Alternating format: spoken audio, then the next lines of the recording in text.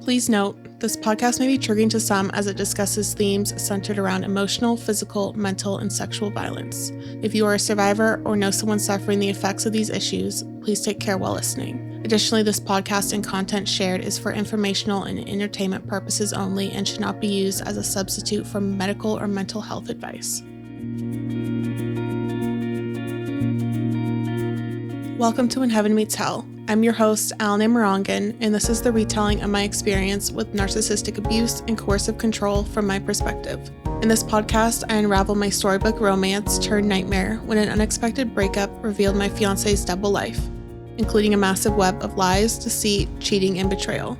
Together, with the help of world-renowned guest experts, we'll tackle the harsh realities of complex PTSD, trauma, and grief, illuminating these often overlooked issues and inspiring change for women facing these challenges.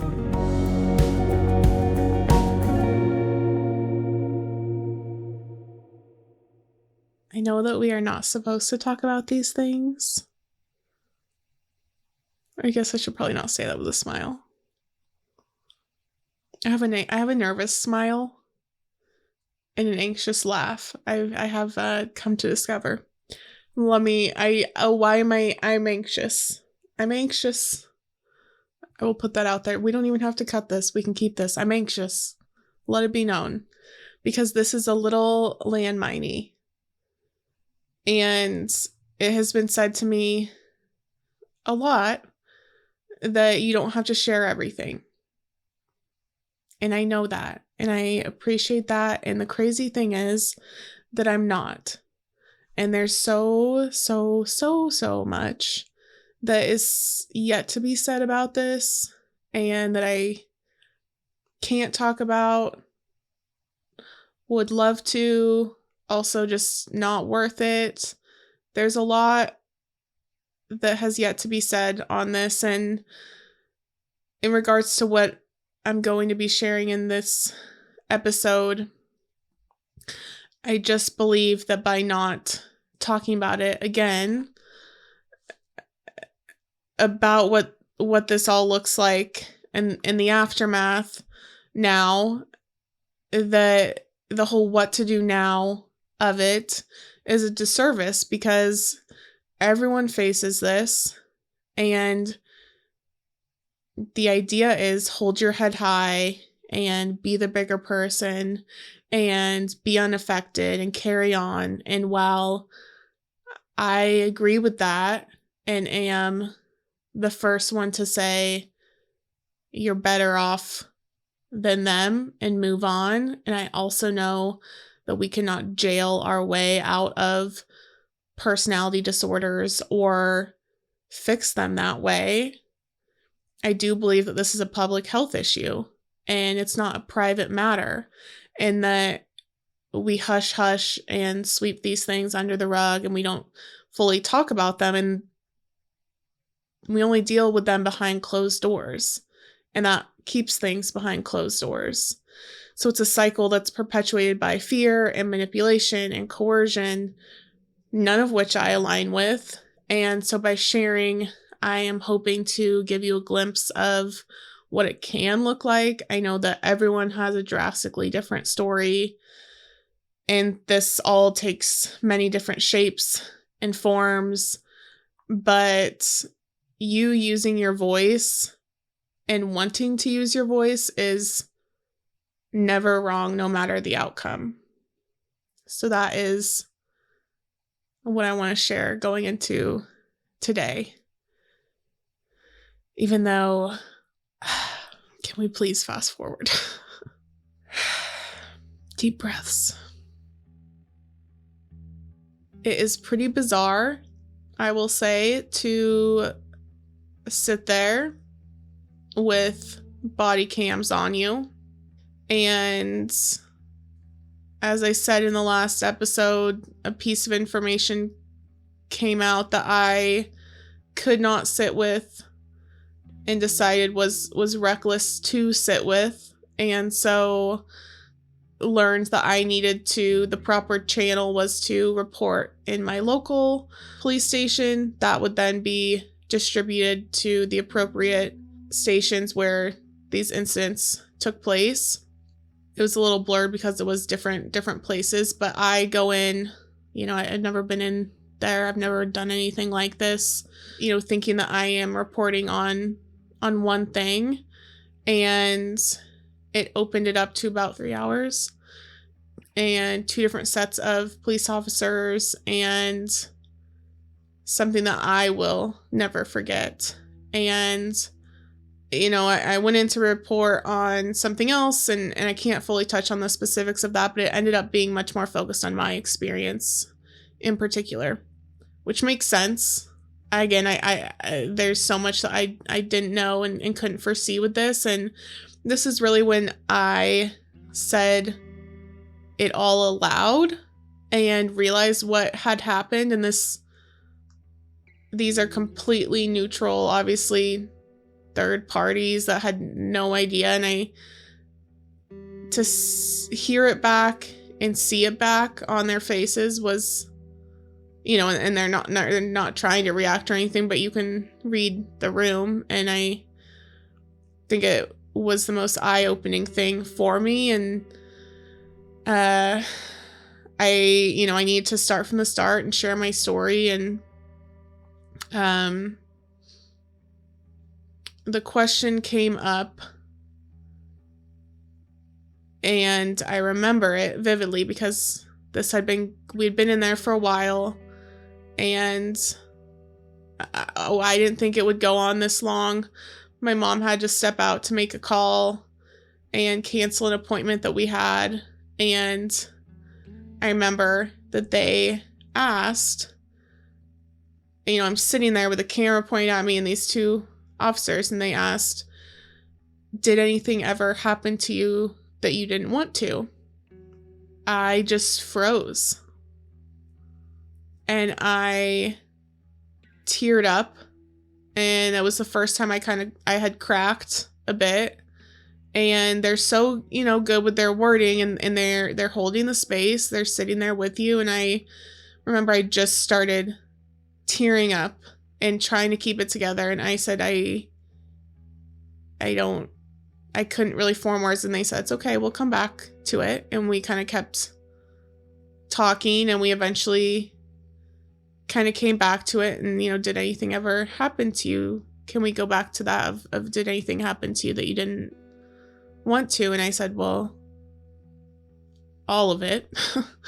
Where to start, but yes. And immediately what had pinged in my mind was what had happened on the family trip. And it was crazy because it was such a visceral body response that had hit me, and I had never identified it before. And so in the show, I talk to you as I talk about it in a linear timeline fashion of when it happened, but I did not realize and recognize what had happened until I was sitting there and they asked me that, and my body had this full response of flashing bright red lights. Yes, yes, yes, something happened and we are not okay with it. And I was like, oh my gosh, how do I say this? What do I say? And and then everything else comes up. Well, this happened and the biting happened and these other things happened when we were being intimate that I wasn't okay with. And you're kind of explaining it, but I just remember the question came up of, do you think he should be punished for that? And my one regret and everything is that I said no. And I will be very open and honest about that. And I can beat myself up and have all the guilt in the world for being in this relationship and having the shame of everything that happened. However, I went into it as my full, open, honest, true self. And as much as I can kick myself for these things, I cannot regret it because I was as honest and transparent with myself and with him as possible. This, however, I do regret because I know that I was still protecting him. And this was about 2 or 3 weeks after I had gotten home. And I just remember saying, I don't know. I said, no, I don't know. And I told them, I kept telling them, I said, these are such big things. I don't know. I don't know. And I don't want to, I mean, these are huge claims and no words or definitions or terms were really thrown out there, but it's like everyone in the room, you know what you're talking about, and I get what they're getting at, and I am like, I can't say that, and I wasn't in a place to say that or any of these things. All I knew is that it felt incredibly wrong and violating to me, and my body was telling me that, and I was starting to verbalize that, but I still wasn't in a place to say right or wrong. And I think something that I have always wrestled with is the spectrum of abuse and the spectrum of these things, and feeling like not valid in my experience because it doesn't look a certain way. Also because I didn't pick up on it right when it happened. And that's something that I've had a very hard time when I've gone over and gone over and gone over and gone over with my therapist is what already happened. I didn't pick up on it right when it happened. I didn't say something right when it happened. Or, it doesn't look like this, or how can I stand next to a woman who had something such or so much drastically worse done? I'm ashamed. I couldn't, this is nothing compared to what other people go through. And I still feel that in a lot of ways. And so that's something that I have to work on. But the only thing I can say, and something that has helped me, is that if you hear these things back from anyone else or anyone else you love, you would never second guess or have those thoughts or say those things to them. We're just the hardest on ourselves. And I think I was still, it takes so long to come out of this addiction and these trauma bonds and break these things. And I was still facing a lot of that. And so coming out of that was really hard. And there's a quote in No Visible Bruises again, and it says, "No victim of domestic violence, man, woman, or child, ever imagines they're the type of person who would wind up in such a situation. Whatever we envision a victim, there is no one universal truth to each and every one of those images. None of us picture ourselves." And it's true. And I was sitting there, and it's like, I'm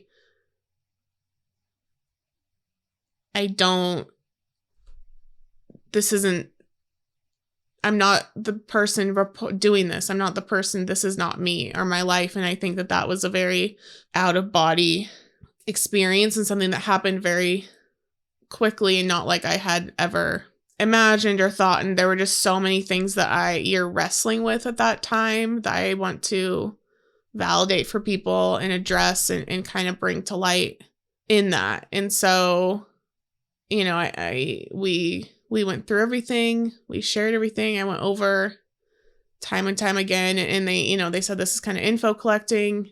We'll send it to the different locations, and you'll hear from them to do whatever they want with it. And so days later, I was on the way to the doctor, and I got a call from a detective in his state, I guess.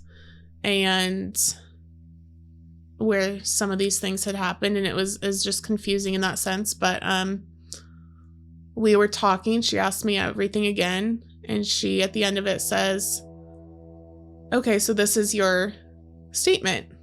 And I remember just being so caught off guard. Like, I'm in the car on the phone, and I'm trying to do stuff. Say I'm with my mom all the time. She was literally driving me everywhere. Family was driving me everywhere, but she was going to appointments with me and everything. I said, I don't know what are you talking about? I don't know what that means. And she said, well, this would be your statement based on everything. And I was very confused in terms of what she was referencing, and I didn't know that what I had been, I mean, it was never outlined like, okay, so we're going to talk and then this will be your statement or whatever. But I said, what is this and what is this for? And she said, well, this would be for intimate partner violence. And it would be, it's called partner family member assault. And this was in reference to the biting that had happened. And I was caught off guard and you don't know, I don't know what to do. I don't know if it's valid. I don't know if this is something I want to pursue or what I want to do. I want to be done with it all, but I just remember saying, let me just give me a little bit. And I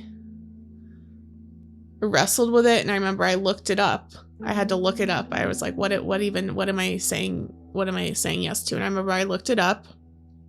So I'll read it to you guys. And it says that this is a crime defined as purposefully or knowingly causing bodily injury to a partner or family member, negligently causing bodily injury to a partner or family member with a weapon, or purposely or knowingly causing reasonable apprehension of bodily injury in a partner or family member. So what exactly does this mean? This includes a pattern of behavior by one person to control another. It is usually about power. It can be physical, sexual, or emotional. And in terms of the physical side, it can include hitting, slapping, biting, or restraining another. There's a lot of other things. I'm going to go ahead and link this in show notes. There's also an economic side to this too that I do want to include as well. So it can be controlling finances and stuff like that. This will be linked in show notes if you want kind of a more comprehensive definition and explanation of these things. But I remember reading this and I was like, oh, shoot. Like, that's, yeah. And my thing with it is, it's what's done is done, but what's done is not done for other women. And as much as I wanted and still do want things to be over, I knew that this is a pattern and couldn't stand for it continuing to happen with others. And so I wanted there to be some form of something on a record somewhere. Had no idea how it would work or happen. I don't know anything about how any of it works, but I was like, sure, if it has to be me, sure. So I called back and I said, sure, that could be my statement. And we went from there. I didn't know what it would look like at all. I had absolutely no idea. And she said, basically, we would interview him and get his statement, and then they would kind of decide if they're going to prosecute or what that looks like. It would be in the state's hands at that point. And I just prayed my way through it of, if this is supposed to be, it will be, whatever it needs to be. All of these things, to me, it is, I will carry it as far as I need or I'm being asked to carry it. But this is in God's hands. I'm not here to play God with it. But if anything happens down the road and I could have helped prevent that, I can't bear the fact that I didn't do anything, because I was confused or afraid or whatever. And I totally get that. And this is not a slight on anyone. This is just me and how I'm thinking. And that was just, I will figure it out and I will work through it. But I just needed there to be something. And I will say that God moves in very, very mysterious ways for us, not for him. I know he always knows what he's doing, but that happened. I was also going away to Arizona. I was finally in a place of being able to function enough to get on a plane and go somewhere and have time for some more treatment. This will all be outlined more in the next episode. I was in the process of doing that, and literally the night before, I get a text from his ex saying that he was going to jail. No specifics. And she told me what happened. My immediate response to her was, "Did he hurt you?" And she told me what happened. And I was just conflicted because I felt like I couldn't fully trust her. I wasn't telling anyone what exactly I was in the process of doing or what had happened. I still didn't know who I could trust or anything. And so I felt like I couldn't tell her, especially she's in the state of living with him. But I just, she said this and I said, "Please press on it," because it racks up, you rack up misdemeanors, which would eventually go to a felony. And so,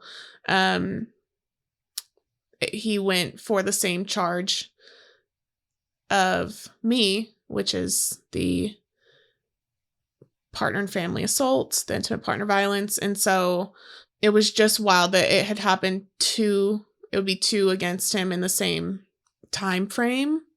No idea what would happen or come of it, but this had both come up so quickly. And I said, "I know you're sad." She was very sad. We were in very different places. She was sad. I was like, just jaw on the floor. How is this happening? And also, who is this person? And she, she was still very much in it and telling me about how she's going to move and do all these things. And I felt like she was getting out. She felt like she was getting out. And things were finally, crumbling for him. And I leave the next day. I go out of town. And I was talking to her in the morning. I talked to her in the afternoon. And it was just like a light switch. And I had asked how it went because I knew that he was supposed to be getting out or meeting with a judge. And she said, "I'm not picking him up. We're done, whatever." And the response I got was, "I'm done talking about all of this and to you." And that was the last time I ever heard from her or talked to her. And my response was, "Okay, I'm proud of you and I wish you well." And there's so much to say and yet so little.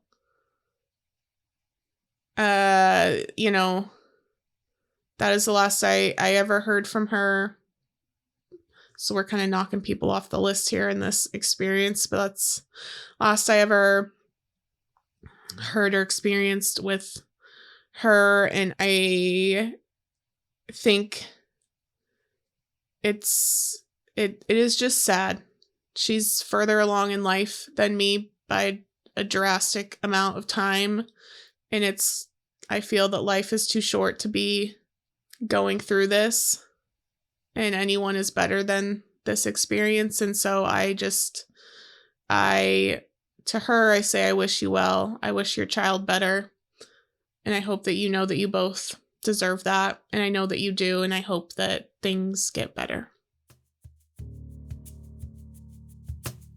Newsflash, what you hear on this podcast is just the beginning. There's a whole world of powerful conversations waiting to be explored. Conversations that are redefining how we talk about narcissistic abuse, intimate partner violence, and mental health.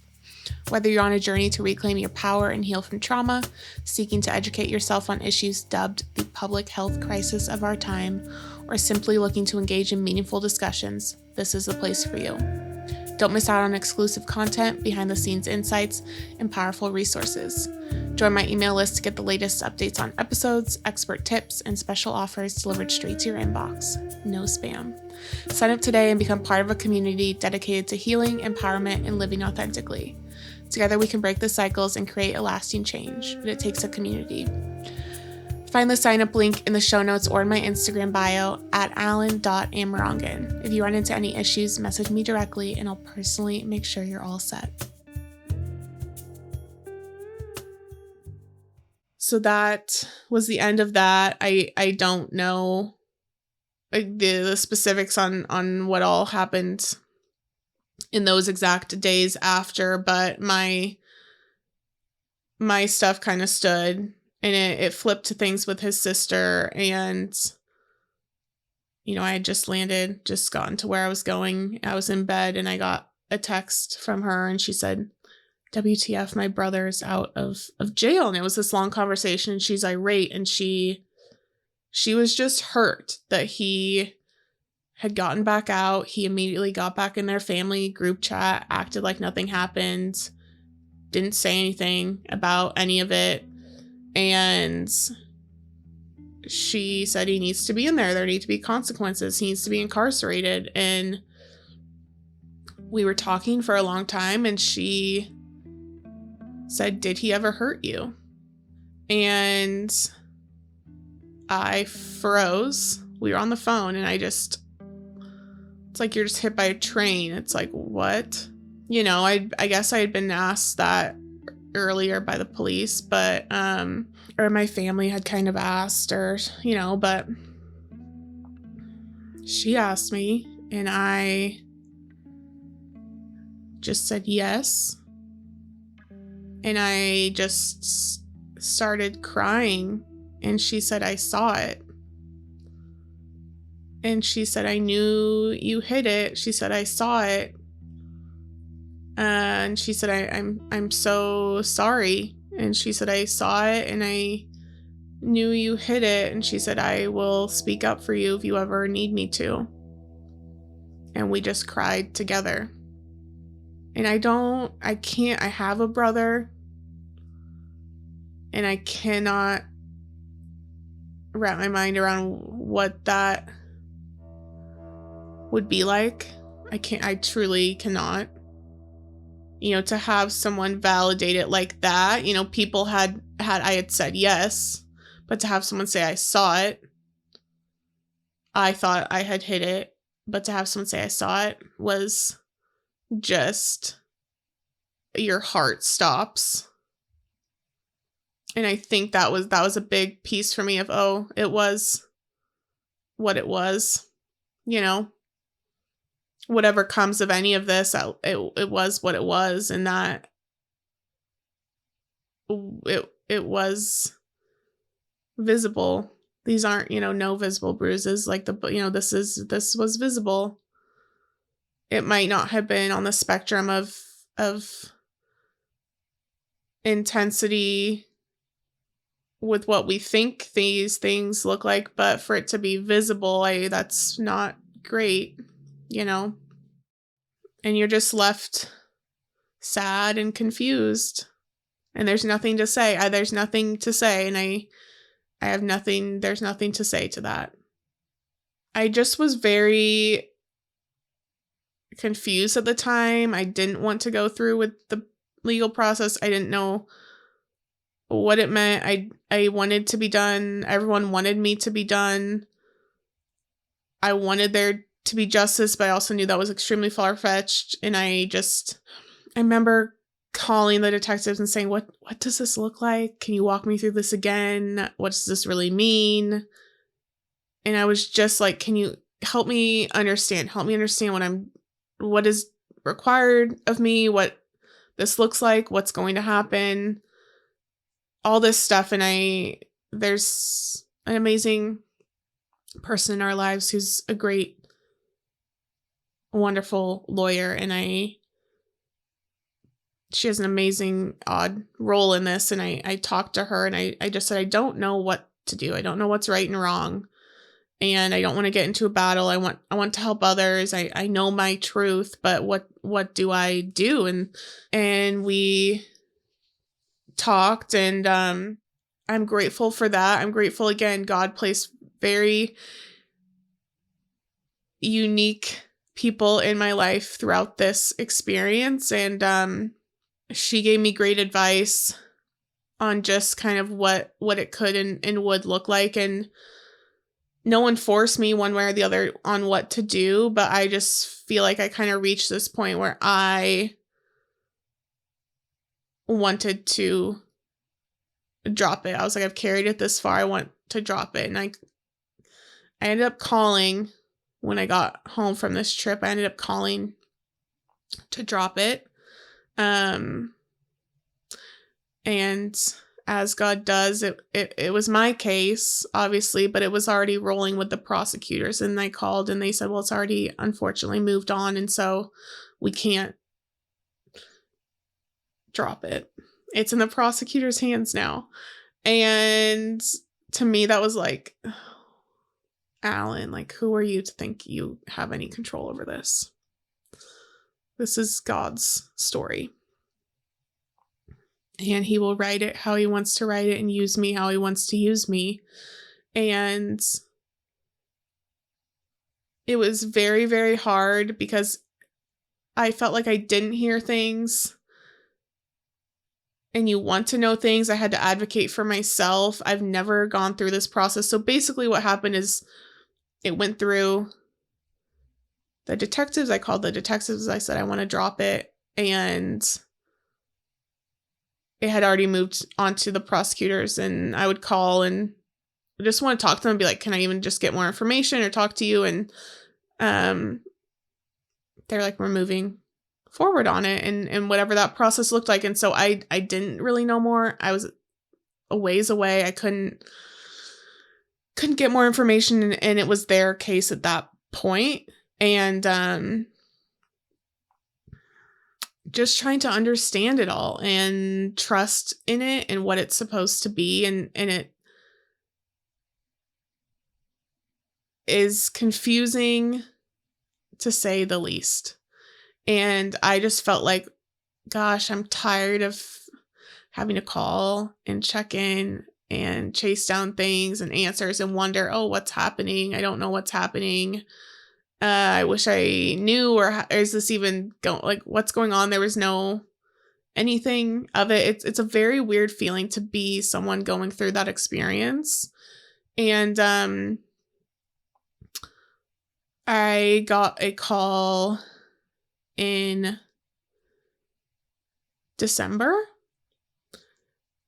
and early December, and it was from someone with victim services. And this was just a few weeks after his sister had invited me on a girls' trip. So we have this whole, mental tug of war going on.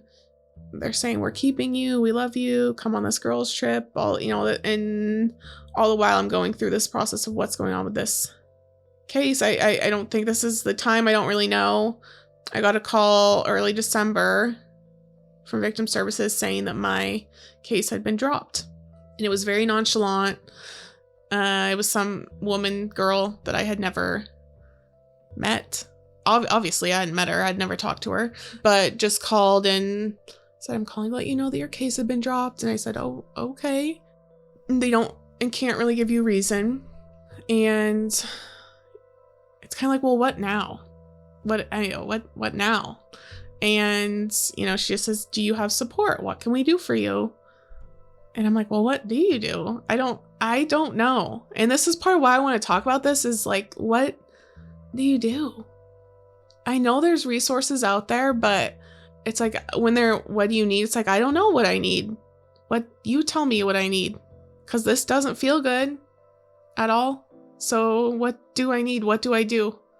What do I do next? How do you move on from this? And it was just such an odd feeling of like, okay. It's like a stranger being like, you're good now. And you're like, I'm the furthest thing from it. Thank you so much. Everything that happened was dwindled down to a manila envelope with a pamphlet about support services and 2 books. 2 books are good. I've been referencing them a lot in this show, but I just remember getting this big package from victim services and being like, huh, so this is what it is. And obviously that came to me for a reason and is being used now to bring awareness and help everyone else and helped myself. But it doesn't mean that it felt any less crappy. And I just remember looking at it and being like, oh my gosh. All the time, all the money, all the emotion, all the pain. It's a manila envelope and a pamphlet and 2 books and a post-it that says, you know, we're here for you. So if you've been there, it sucks and I'm sorry. And I don't think anyone knows the right way to go about any of these things. I think it's kind of like a call to action on support services. I'd love to look into what that looks like more. I don't know what the perfect thing is that they could have provided or sent. To me, it just felt odd.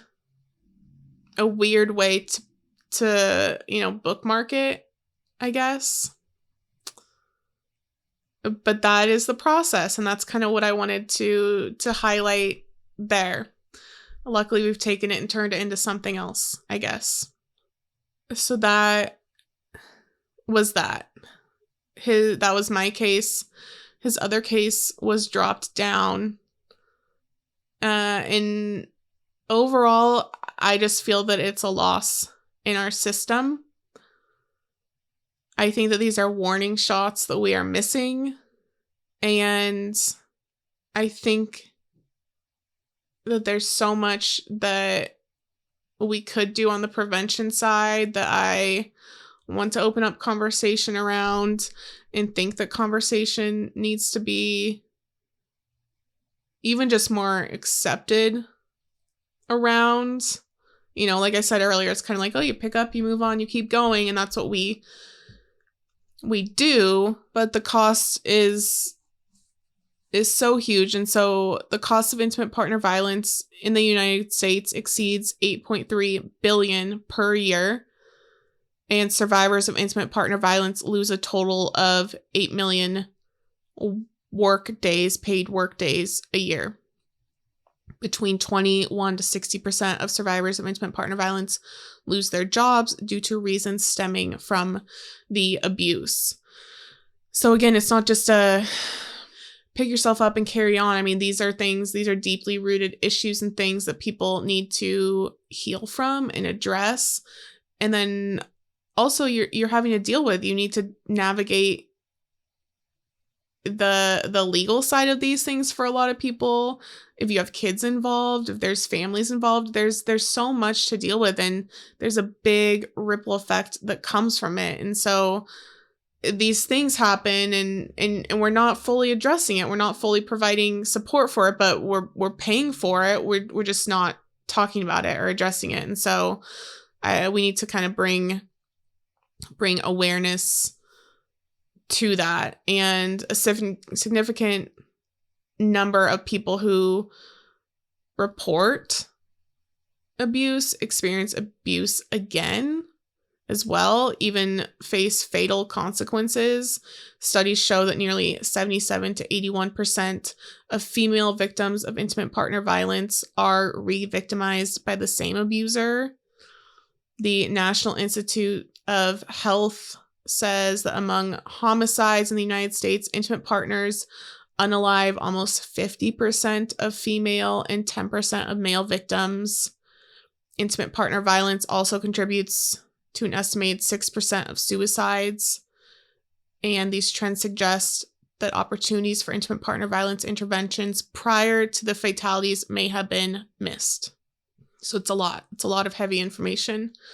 But look at the numbers. The numbers, I'm a numbers person. The numbers are staggering. The numbers are a driving force behind this show. And it's all a call for more. My experience and what I went through is what prompted me to do this, and going through this and feeling like this can't be right. This can't be A, how people are in the world, but B, what the process is like. And then when I dig into things more and realize the ripple effect, like I said, and it is wild. And, you know, as Dr. Ramani says it, and it's what she considers the public health issue of our time. And she talks about it in that if you can remove some of these factors and the toxicity of these relationships from what people are dealing with and how heavy this is, how much better our world would be, how much more able we would be to function. And it's true, and how much better our health would be, and how much more we'd be able to show up for work and our relationships and all these things. And you think about it and you say, okay, well, 1 in 3 women experience intimate partner violence in their lifetime. Again, going back to what Jeremiah Wilber said, he'll be on future episodes, that means that 1 in 3 women are willing to share their stories, which is an excellent point, that it's probably not capturing the most accurate reporting. And so these numbers could be skewed a little bit. But think about how many households are experiencing these issues and what that means in terms of people showing up to work. Look at your coworkers, 1 in 3. And how the home life must be affected and how that person is showing up. And if you can relieve some of these stressors, how much different that would be for that person in their everyday life. So it's a call for more, and that is this show in many different ways. If everyone takes a different piece from it and runs with it, I hope and pray that happens. It's not just, oh, let's focus on this avenue and run with it. There's so many things that you can take from it and run with it and make a change in any capacity, and the world will be a better place because of it. So this is why it's important to share, and I hope that it is helpful and hits with you guys. One voice, my one voice, may not make a noise, but hopefully it inspires more voices, and together that is heard. So that is the goal here.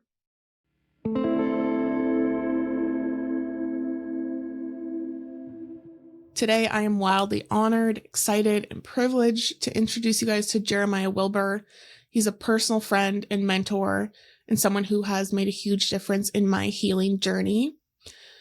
Before we get into things in our conversation, I'm going to go ahead and read his bio, which is not something I would usually do, but for those of us who are not involved in the Special Forces community or only see things on movies or whatnot, all the Hollywood stuff, I think it's super important to grasp the magnitude of who he is and what he has done for our country and in service of others. Let's go ahead and get into it. War Party movement founder Jeremiah Wilber's earliest memories are of his mother testifying in court to save abused Indian children from a foster home. A Mescalero Apache, she was one of the strongest women warriors to dedicate her life to fighting the cycle of abuse experienced by women and children in tribal communities across America. He would spend his childhood helping her rescue women from domestic violence and children from sexual abuse. Raised in Montana, he became an avid hunter and fisherman and has been working on honing his cowboying skills. He enlisted in the U.S. Army after graduating high school, attending the military police school at Fort Leonard Wood. As an MP, he served 2 combat tours, completed the Sapper Leader course and Army Ranger course, and subsequently attended the Special Forces Assessment and Selection. He was selected for the elite Green Berets, where he served in 3rd Special Forces Group as a Special Forces Communications Sergeant, and in 10th Special Forces Group as a Special Forces Operations Team Sergeant, with multiple combat rotations to Iraq, Afghanistan, and Africa. Throughout his service, Jeremiah was more than aware that no matter the location or level of warfare, those impacted most were children. While his own children sacrificed time with their father while he served, he was horrified by the level of abuse leveled against children in war zones. In his post-military career, Jeremiah worked with the NGOs to rescue children from sex trafficking, slavery, and sacrifice around the world. Knowing that hundreds of thousands of American women and children are trafficked and abused every year, he started leveraging his platform to raise awareness of how to end this crisis. Through his upbringing, training, and experience, Jeremiah has dedicated every moment to alleviating the suffering of others and passing on his knowledge to all he comes in contact with. Can you explain War Party and kind of coming out of your career and into retirement, kind of how that happened for you? Yes, ma'am. So basically the abridged version is I retired from the Army January 2020. A lot of guys in my background, I jumped on a contract in the kind of, I guess, like mercenary world, if you really want to call it that. Okay. Basically like a hired gun for somebody. So I was working for a company on a contract working anti-human trafficking in Uganda. Get all that lined up and COVID happens. So all that stuff gets shut down. So then that year, that summer, I just kind of started really getting into the missing and murdered Indigenous women, what was going on. My mother is Musqueam Apache. And growing up as a kid, both my parents were just like such staples in their community. Mother was always trying to help women in the Native community. My father, right along with that. And both my parents had, my dad was still alive. My mother had passed away the year before. And I don't know, I felt some kind of like I didn't have the same connection to the Native community because my mother wasn't around. But I knew I wanted to try to, one, do something that like honor my family, that was still on the kind of the mission set and things that was important to my mother.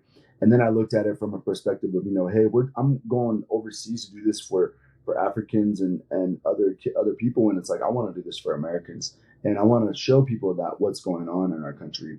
So I started helping families in the Native community just conduct investigations, trying to use my skill sets as a Green Beret. Like, not that I know what I'm doing, how to conduct investigations or whatnot, but I'm good at walking around the woods with a backpack on or other things. So I basically just kind of reached out to different families in need and asked if I could assist them. That really kind of kicked off something bigger, and I looked at it as, well, I need a way to pay for this. So I started War Party Movement, which in general is just a t-shirt company, and I was using the money from that to help fund some of these search and rescue efforts. I leaned heavily on the veteran community. I had a lot of people as soon as I started that page, seeing what we're doing and reaching out and how they could help. So I've had so many really cool veterans and guys getting out of the military that were doing the same thing, and an example is I have a kid named Dylan Barnell that I've been friends with, since I started social media, and he lives down in Arizona, and I had a missing lady on the Pueblo reservation up in Arizona, and I sent him some money, say, hey man, here's cover your gas.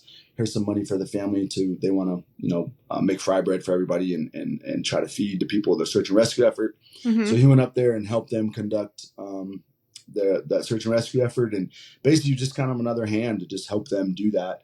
So we've done those kind of things all the way to pay for ladies' therapy sessions and just kind of all over the place. And, I've never had a ton of money in any of this, whether it's the, nonprofit side or the t-shirt business. So I basically kind of created, a business where I give all my money away. It's a great business idea. It's helpful. Yeah. And in that, I'm glad I did it that way because I knew I didn't want to start a nonprofit right away and try to figure out where I was going to be at with this. So then about a year and a half later, I've had multiple incidents with women that we get out of situations and we thought we won. Like, oh yes, we have this feel good feeling that you helped Mhm. somebody, you're doing the right thing, and then next thing you know, they fall off the wagon or they're right back to that situation or whatever. And breaking that cycle of abuse is so hard for these ladies because oftentimes they've never had an example in their life of what right looks like. Right. And sometimes it's the norm for them, or they don't see red flags until it's way too late. So I partnered with Micah Wysocki, and I call her my sister. We're definitely kind of long lost siblings, I think.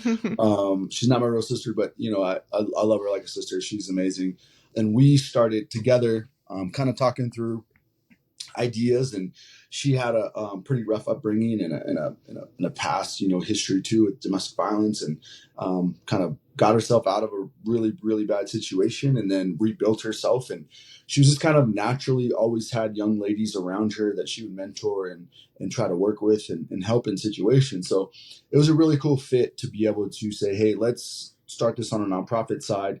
The original goal when we started the nonprofit was to have like a job program almost. We could bring Okay. people in for 4, 6, 10 weeks, whatever the program cycle was going to be. Basically, kind of kickstart, reboot everything from the ground up.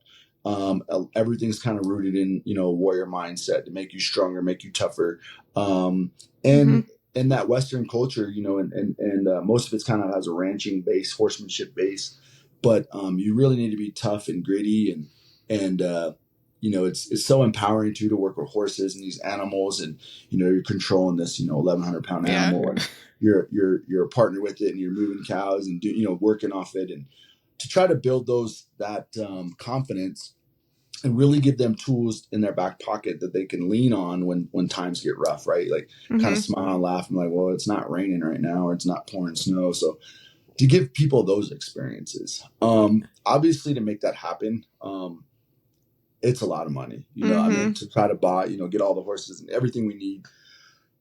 So that is our long-term goal, is to be able to have a facility, have the stock, have the training area to be able to take in, multiple women a year and put them through a pretty intense program that would enable them to kind of get kick-started or jump-started in the Western world, whether that's working on a ranch, working for a trainer, horse trainer, Mhm. working at a polo club, whatever, just get their foot in the door in that industry. The thing is, I'm starting to like be more open with this because at first, I was just very humble and just like so, and I still am very thankful and very humble for everyone. So we're hoping to kind of get the code cracked on some grants and some other things that would really help us take another step towards our long-term goal where we want to be at. So what we do in the meantime until we can have these bigger engagements is, and when I say this, I am talking about probably $1 million, $2 million startup, and 500 to $800 operating cost a year. Mhm. um, to get there is really hard to get there. But what we're doing in the meantime is we kind of we're looking at like a clinic model. And if on our mission statement, everything that's on our mission statement is something that we support women in doing. So we've taken women hunting, we do shooting courses, we do horsemanship clinics, we do rodeos, and then we also have a sponsorship program. And in those sponsorships, we do everything from paying for rodeo fees. We have, she's actually the president of War Party Ranch now, Natasha McCann, is a strength conditioning coach who specializes in rodeo athletes. So we're able to give ladies, and basically, like when we're talking about my career, in the military, we call it the Thor 3 program. She is basically like a Thor 3 coach, and is able to train these ladies online and give them the tools they need to focus solely on that sport that they're Mhm. in, rodeo, um, Yeah. to therapy, to those are what we're doing when we provide sponsorships. So all of that, what I'm so happy about, and it is so cool, is that one statement where I said women don't support women. At the same time, they do, and we do so much with so little, which is really cool. And I'm really excited to have this new team on board, with all the new folks on the board, and really try to, progress this forward. Because we're able to do so much with very little. I think like Yeah. once we really start building this as a team and we get things a little more organized and we're able to bring more funds in, we'll really be able to make some really cool strides as that develops. So it's Yeah. just a growing process, and we're excited about it. One thing that stood out to me in talking and in being at the weekend with you is having your daughter there, and which was super cool. And you had said something to me prior in a DM that changed my perspective a lot. It was a DM or text or something. We were talking, and I think had mentioned that she and I have the same birthday, which was super cool. And we were kind of talking about that. And then you made the comment, my daughter's watching you. And I was like, oh shit. Like, that was very just simple, but also transformational. I feel like in my perspective, in my mindset of like doing things for the younger generation, but also your actions are being watched and how you handle and conduct yourself. I know we were kind of talking about me moving through my experience and like trying to get my feet back under me and stuff. And you said, my daughter's watching you. And I was like, that is such a strong why and a driver. And even just having her around the weekend, I mean, she like beat all of us out on everything. She's phenomenal. Yeah. But it was super cool. And I was like, that is something I want people to recognize and identify with, is that your actions are being watched, especially by younger generations, or, in making, it's like, if I can't make a change for myself, I want to make a change for her, so she doesn't have to go through this and go through these things. I'm just curious, like, kind of how that drives you. I think that also goes back to sacrifice too. You're sacrificing your own emotions a little bit, your own story, your own vulnerability. So when I say that, my daughter's watching you, it means like I use it as a motivator when I look at somebody who I want my daughter to be around and to learn from. So just because you've been in this vulnerable spot in your life where you've been through these things doesn't mean you have things to offer people. And again, I think that a lot of times, why is this something that continues to happen through generations and it's not going away and those things? And it's like, if we encourage our youth in a realistic manner that you can be anything that you want to be, that doesn't mean you're going to play in the NBA. It doesn't mean you're going to play in the NFL. It means that, like, sky's the limit for who you are and what you're capable of doing. Sometimes your stories of hardship and everything else allow that to motivate and empower other people. So when I say my daughter's watching you, that means that, like, you are an example to her.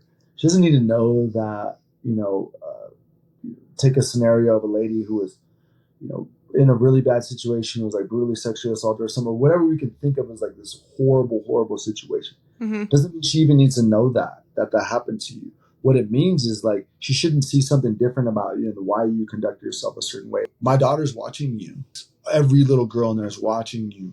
My daughter's watching you. She wants to be like you. And if you make yourself an example to something as simple as a 7-year-old girl, if you make yourself an example to them, your life, I feel like you will live a more rewarding life. You will have more purpose, even if it's people you don't know. You just think of that in your mind and be like, you know what? Holy cow. Like, when I'm out today in public or where I'm at, when I'm at work, any interaction I have with the youth, they are watching me. They are taking me as an example of what they are. And the more intimate those interactions are, whether that's an instructor or a friend, your nieces, your nephews, your whatever, they're watching you. They are watching you. And you have the ability to motivate them and to inspire them. And, like an analogy, like an example of that is, you ever gone somewhere as a kid you haven't been in like 20 years and you're like, dang, this place is so small. Um, like you Yeah. go to like a house or something, and you just remember it being so much bigger as a kid, or something being like just so cool and huge, and you're like, that roller coaster isn't that big, or like this is Yeah. not, the water park isn't what I thought it was, because you're a little human, you're a little tiny little person. And the reason why I say that is because that's how kids and the youth look at you. They put you on a pedestal. They look at things you've accomplished or things that you're doing, and really put that on a pedestal. Yeah. So that is why I say that. That's why, and I love having my daughter around, because it does help. I think it helps a lot of the ladies understand too some of that tough love. I'm Hmm. sure you saw that with my daughter too. Like, there's no complaining, there's no crying, it's yes sir, move out, yes ma'am, do handle your business. And she's also doing the same thing you guys are doing. She's shooting, she's running, she's working out, she's doing everything. So there's almost like a layer up for yourself subconsciously. You're like, dude, there's no way I can't quit. This little girl's like still running and going. Like, we have 10 minutes left on the clock. Like, I got to keep going. Right. And it's another kind of subconscious. And I do like to say that to people, because at the end of the day, yeah, our daughters are watching you. Hmm. Every lady out there listening, watching, do what you're doing. Like, our daughters are watching you, are learning from you, your behavior. If you want to break the cycle of abuse, you have to also break that generationally and the people that surround you. And you can do that. And that is a form of service to others.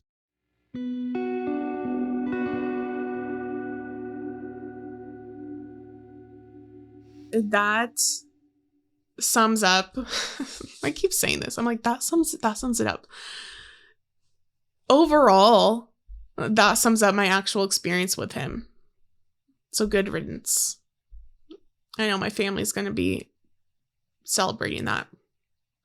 It really and truly does. That process, he was gone, but that process also is is really when that ended. And so I only got some of my things back. Just to tie this one up, I only got some of my things back. As I said prior, I received about half, which was a gut punch. And it's just a control tactic. It's a mind game. And I will be honest, the rest I said just keep. It was such a gut punch to see half of my things sitting on my doorstep camera. And then I went and I saw it and I was like, where's the rest?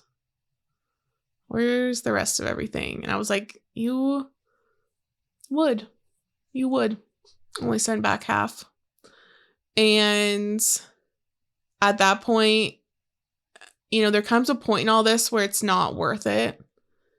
And things are not worth it. Your mental health is worth far more than things. It wasn't worth it. And I said, keep it, give it to the next girl, just like you tried to give, the pass the shirt off to me from your other girlfriend. And I've unfollowed. I haven't seen anything from anyone at this point, but prior to that, at Christmas, I did see a photo of his sister-in-law wearing a jacket of mine. And I just knew I had to remove myself. The cycle doesn't stop. The cycle never will stop. Someone with a personality disorder cannot and will not be changed. And I had to remove myself, and that is on him, and that's on his family now, and that is the last of it. And so you need to take all levels of protection and remove yourself. Like, you need to also when you need to. I knew it was really hard for me to break some of these bonds, and people would say, oh, are you done with it? This is the last of it. And yes and no. This person is gone and was gone and had been gone for a long time. But like you've heard, I mean, it was lasting effect for months and months and months and months and months. And it took me taking intentional action to work on removing and removing and removing. Even after it's still there, there's still things to clean up the mess. And those traumas take time. Traumas do not have a timeline. And this is a death of something that I thought was, and this was a death of me and who I was, and you grieve those things, and it takes time. There's no timeline on it, and I'm still facing a lot of hypervigilance. I'm still facing a lack of trust, sleep issues, some mood issues. I will admit to. But I did switch more into healing, and with time I've gained strength, and you will too, but you need a clean break, and no one can tell you how to do it. No one can tell you when to do it, and I'm grateful that no one did that with me. People, would say, I don't think that's the best idea, or do you want to do this, or have you considered this? And you need to learn to break those trauma bonds yourself. You need to learn to set those boundaries yourself. And so as much as I had that quick break with him, I still had these bonds with his family, with his sister, with other people that took time. And you need to be the one to recognize, to set these boundaries, to hold these boundaries, to give yourself self-care, and to move on that way. And there's no magic thing to do other than give it time. And but I will say that having that clean break is the best thing that you can do, because it does allow you to move forward and focus on yourself as best as you can. So this was the end of 2023. This was going into 2024. I was going to be turning 30. We had the 2 passings in my family. My dog also had his ACL surgery in October too. I mean, it was just a slew of what can go wrong. And I had the mindset of never again, which is far more easier said than done. But my mindset was, I don't know how. I don't know what it will look like, but 2024 will not look like 2023. Thank you for tuning in to When Heaven Meets Hell, produced by me, Allyn and Morangan, and co-produced, edited, and scored by Brad Parsons at Train Sound Studio. Although less than 1% of podcasts address domestic violence and survivor advocacy, When Heaven Meets Hell strives to change that narrative by raising awareness and promoting vulnerable conversations. You can support our mission by making sure you subscribe on your preferred platform, leaving a review, and sharing the show with others. We are so deeply grateful, and we'll see you next time on When Heaven Meets Hell.